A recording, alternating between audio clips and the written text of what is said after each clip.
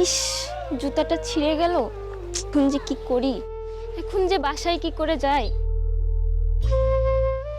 ওই তো মনে হচ্ছে একটা জুতো সেলাইয়ের দোকান, ওখানে যেয়ে দেখি জুতাটা সেলাই করা যায় কিনা এখান থেকে।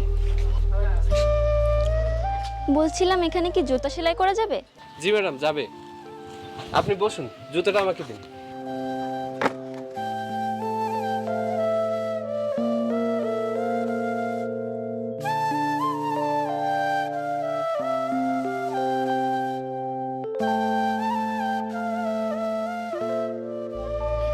এই ম্যাডাম, হয়ে গেছে।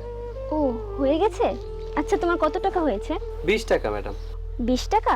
ও আচ্ছা, দিচ্ছি।